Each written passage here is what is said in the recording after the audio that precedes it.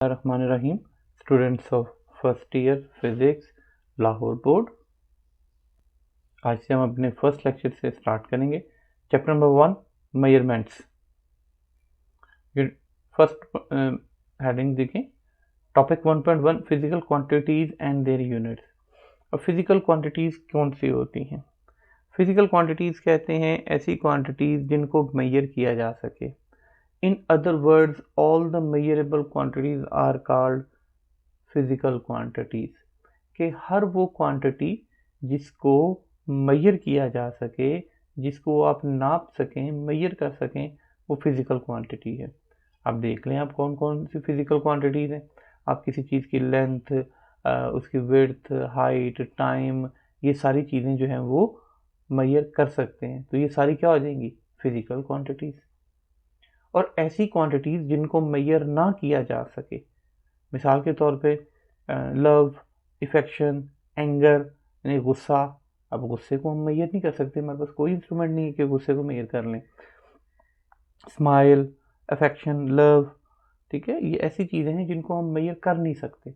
तो ये जो है वो जो मेजर नहीं की जा सकती, वो जो है वो नॉन फिजिकल क्वांटिटीज़ कहलाती हैं। And now their units. असल में जो है ना वो ये जो बेस क्वांटिटीज़ मैंने बताई जिनको मेजर किया जा सकता है, ये सब की सब जो है वो बेस हैं, सारी की सारी बेस हैं। सारी फिजिक्स इन्हीं के ऊपर जो है वो डिपेंड करेगी। बाकी इन्हीं को आगे पीछे करके बाकी हम यूनिट जो है कि कभी मल्टीप्लाई डिवाइड कर दिया, कभी डिवाइड, कभी 2 को मल्टीप्लाई, 1 को डिवाइड, इसी के से करके हम जो है वो नया यूनिट बना लेते होते हैं। सो इस तरीके से ये जो 7 है, 7 कौन कौन से हैं? इसमें से लेंथ है, मैथ है, टाइम है, इलेक्ट्रिक करंट है, टेम्परेचर है, इंटेंसिटी ऑफ लाइट है एंड अमाउंट ऑफ सब्सटेंस है। ये 7 जो है ना वो बेस क्वांटिटीज़ हैं, ठीक है। और बाकी जो है वो न्यूमरस अदर, बेशुमार इसके अलावा दूसरी पाई जाती है। जो फिजिकल क्वांटिटीज़ हैं, ठीक है, इस हिसाब से और जो बाकी क्वांटिटीज़ इनमें से निकाली जाएंगी वो डिराइव क्वांटिटीज़ होंगी। देखें, the foundation of physics depends upon the physical quantities in terms of which the laws of the physics are expressed. Therefore, these quantities have to be measured accurately. These are mass, length, time, velocity, force, density, temperature, electric current and numerous other, और दूसरी भी बेशुमार है। So next देखेंगे तो physical quantities are often divided into 2 categories, base quantities and drive quantities। ठीक है, drive quantities मैंने बता दिया, वो क्वांटिटीज है जो कि बेस क्वांटिटीज में से निकाली जाती हैं। Next one is international system of units. International system of units क्या है और इसकी ज़रूरत क्यों पड़ी? इंटरनेशनल सिस्टम ऑफ यूनिट्स कहते हैं कि पूरी दुनिया में जो यूनिट का सिस्टम था, ज़रूरत थी कि उसको स्टैंडर्डाइज कर दिया जाए। स्टैंडर्डाइज करने का क्या मतलब है कि पूरी दुनिया में एक ही यूनिट चलना चाहिए। अब मिसाल के तौर पे ये ज़रूरी था इंटरनेशनल ट्रेडिंग के लिए। फॉर एग्ज़ाम्पल, अगर मुझे कपड़ा चाहिए और मैं कहीं से बाहर से कपड़ा जो है वो किसी फॉरेन कंट्री, बाहर की कंट्री से लेता हूँ और मैं कह देता हूँ जी कि 100 मीटर। अब वो 100 मीटर थोड़ा सा दे देंगे, वो कहेंगे अभी हमारे यहाँ 100 मीटर होता ही इतना है। सो इस तरीके से ट्रेड नहीं हो सकती थी। जब एक मुल्क ने दूसरे मुल्क से चीज़ें खरीदनी हो तो फिर ऐसा मुमकिन नहीं था। तो उसके लिए पूरा जो है ना एक सिस्टम बना दिया गया जिसको एसआई सिस्टम या सिस्टम इंटरनेशनल ऑफ यूनिट्स का नाम दिया गया। अब ये क्या करता है कि ये 1960 में बेसिकली बनाया गया और इसके अंदर जितनी भी जो बेस क्वांटिटीज थी साथ के साथ, ठीक है, उनको जो है ना उनके यूनिट्स एक तो सब बता दिए गए और ये भी बता दिया गया कि वो एक्चुअल जो है वो होगा कितना। मिसाल के तौर पर अगर कहते हैं कि लेंथ का यूनिट जो है वो मीटर है, तो बताया गया कि लेंथ का यूनिट मीटर होगा, इसका सिंबल एम होगा। और 1 मीटर कितना होगा उसके लिए प्लेटिनियम और रेडियम का एक पूरा एक रॉड बना के वहाँ पे रख दिया गया और कहा गया कि ये 1 मीटर है। अब पूरी बाकी कंट्री ने उसको वहाँ से जो है वो एज इट इज़ ले लिया। अब किसी भी मुल्क से अगर आप ट्रेड करें, वहाँ से चीज़ लें, तो अगर आप 100 मीटर कहेंगे तो वो पूरी दुनिया से स्टैंडर्डली एक जितना ही मिलेगा। ऐसे ही किलोग्राम को उन्होंने कह दिया कि अगर मैस चाहिए किलोग्राम, तो उसके लिए उन्होंने यूनिट उसका रखा किलोग्राम और उसका सिंबल था केजी। उसके लिए भी उन्होंने प्लैटिनियम और रेडियम का जो है वो एक बना के वो भी उन्होंने एक छोटा सा वहाँ पे रख दिया और कहा कि ये 1 किलोग्राम है। और बाकी सब ने, पूरी दुनिया ने वहाँ से उसको ले लिया कि इतना जब उसका मैस होगा तो 1 किलोग्राम होगा। अब ये स्टैंडर्डाइज हो गया। अब पूरी दुनिया से कहीं से भी आप चीज़ ले लें, जो 1 किलोग्राम होगी वो उसी के बराबर होगी। तो इस पूरे सिस्टम को जो है वो एसआई सिस्टम या सिस्टम इंटरनेशनल ऑफ यूनिट्स का नाम देते हैं। अब बेस यूनिट्स, जो हमारे पास बेसिक 7 फिजिकल क्वांटिटीज़ थी जिसका मैंने शुरू में जिक्र किया, उनको रिप्रेजेंट करने के लिए जो यूनिट इस्तेमाल किए जाते हैं वो बेस यूनिट्स होते हैं। 7 बेस क्वांटिटीज़ जिससे जाहिर की जाती हैं वो 7 जो है वो बेस यूनिट्स होते हैं। वो 7 बेस यूनिट कौन कौन से होते हैं? ये length, mass, time, electric current, thermodynamics, intensity of light and amount of substance. ये 7 बुनियादी या बेस यूनिट्स होते हैं।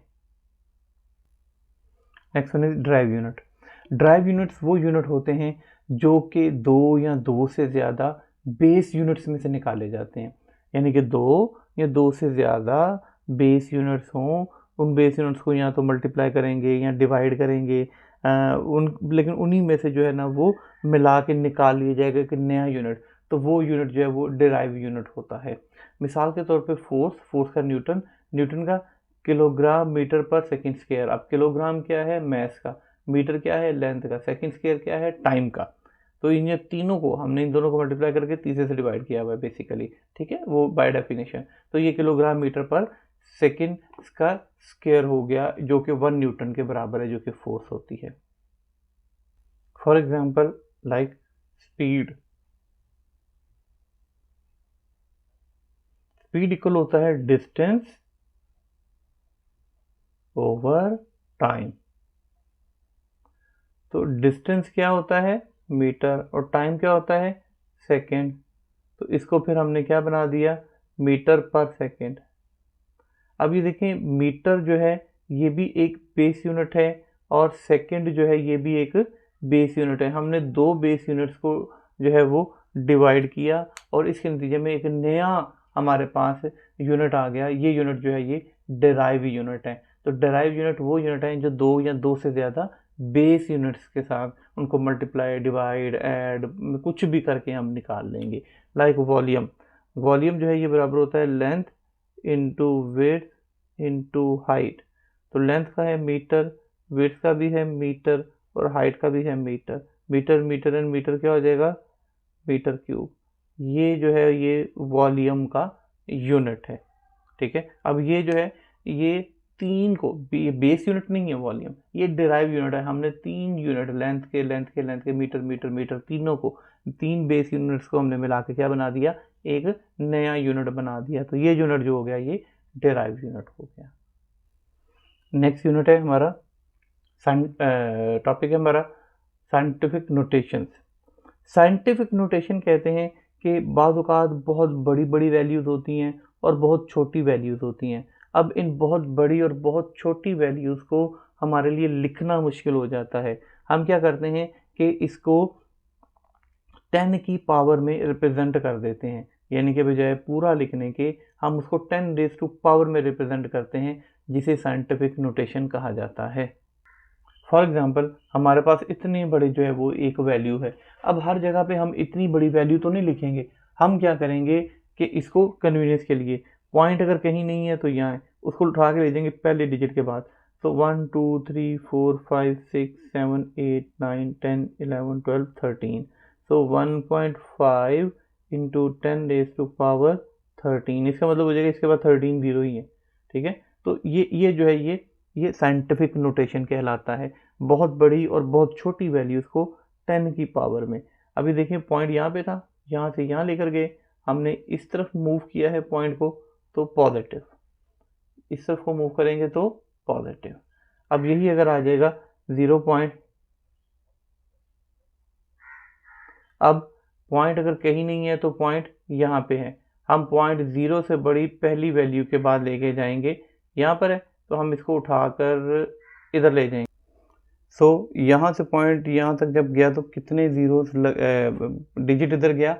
6, 1 2 3 4 5 6।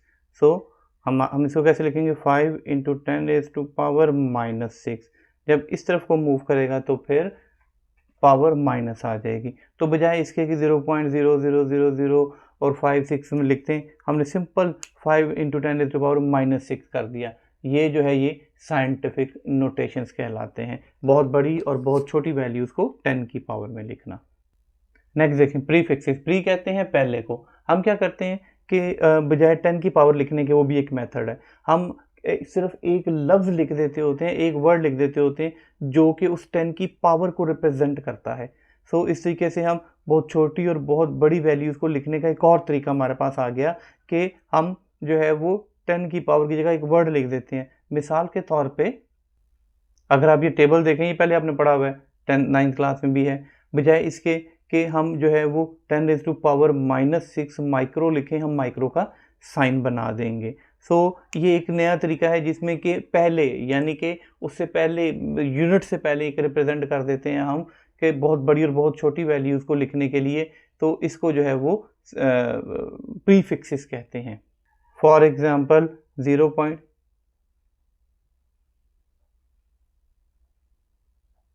इतने मीटर्स है। सो इसको हम जो है सबसे पहले पॉइंट देखेंगे कहाँ पे आएगा, तो आ जाएगा 5.67 इंटू 10⁻⁻6। पॉइंट यहाँ से यहाँ तक उठ के आया। जब यूँ लिखेंगे तो ये आ जाएगा साइंटिफिक नोटेशन। ये हमारे पास साइंटिफिक नोटेशंस आ गई। अब यही अगर 10⁻⁻6 लिखने की बजाय मैं सिंपल एक 5.67, ठीक है, माइक्रो लिख दो मीटर, क्योंकि 10⁻⁻6 मीटर था ये, तो उसकी जगह में सिंपल इस माइक्रो का मतलब हो जाएगा 10⁻⁻6।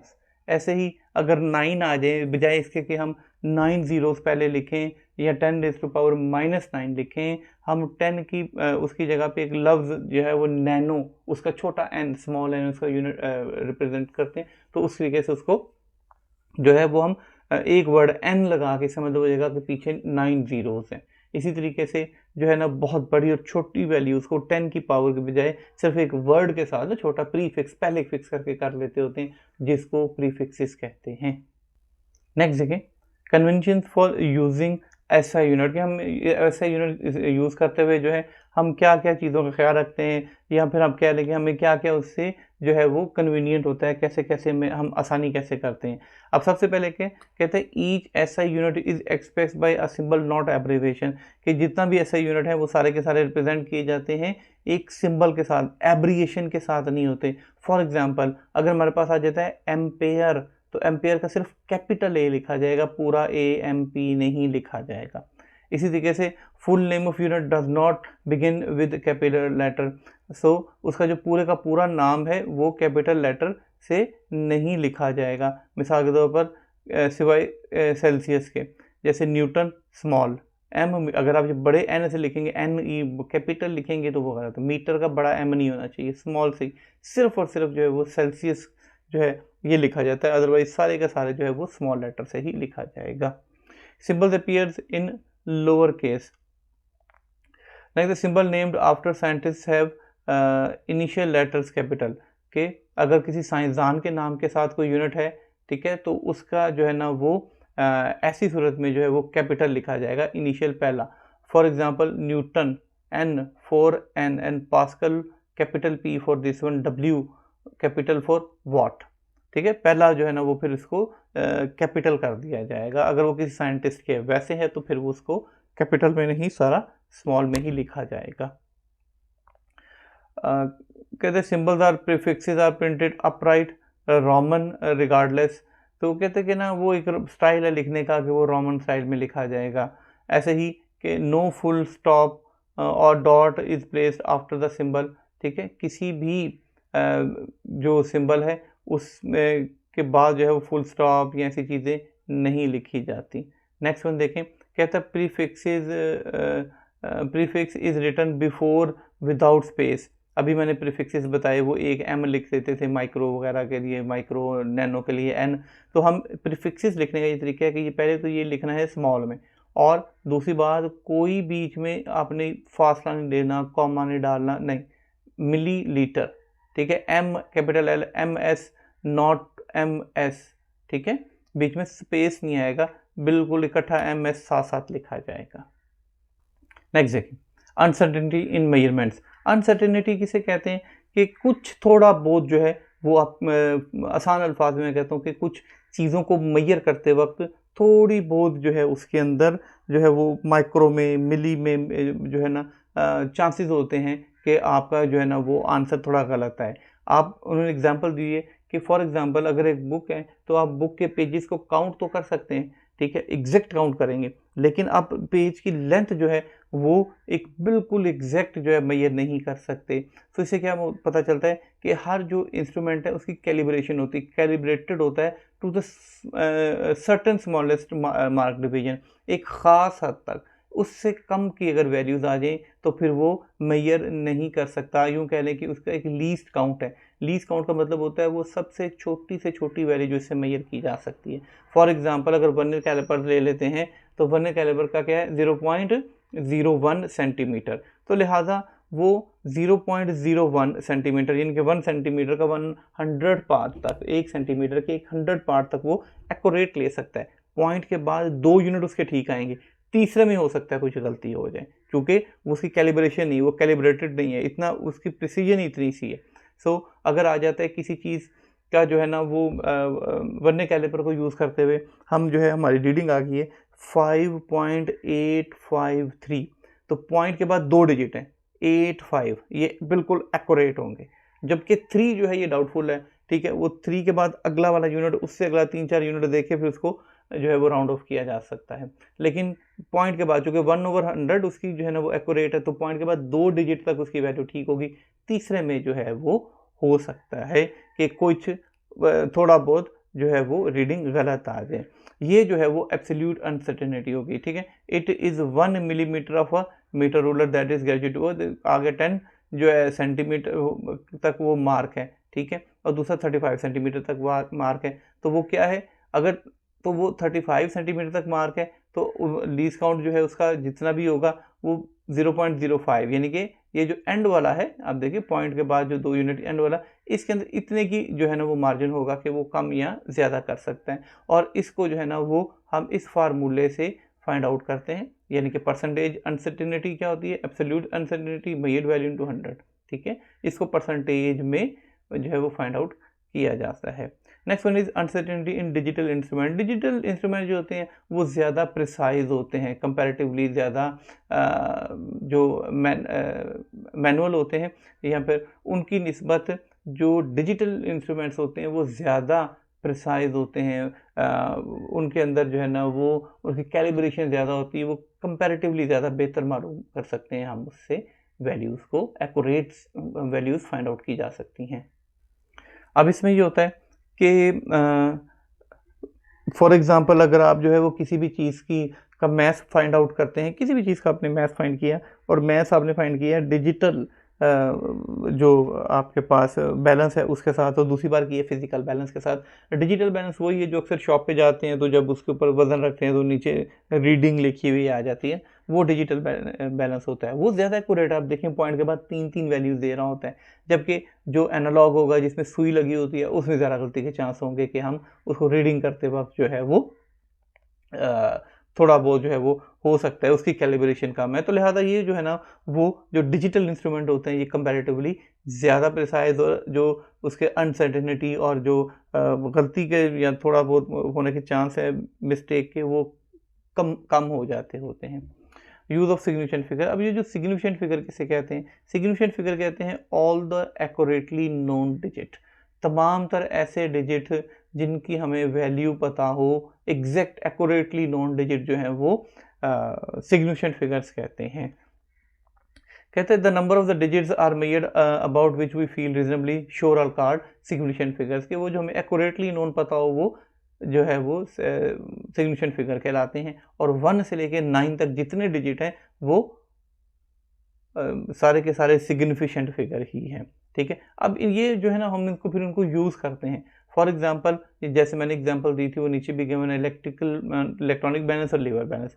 इलेक्ट्रॉनिक बैलेंस में देखें मैथ्स क्या आया 3.145, ठीक है, तो उसकी जो पॉइंट के बाद 3 डिजिट गिवन होते हैं, फॉर एग्जांपल 35.123 किलोग्राम, तो 0.123 यहाँ तक ये ठीक होगा, ठीक है। उसके बाद वाला जो होगा ये पहले जो 3 है वो ठीक है, तो जो पॉइंट के बाद जितना बाद में है इतने ही 0.001 के बाद उसकी अनसर्टेनिटी आ जाएगी या थोड़ा गलती के चांस होंगे।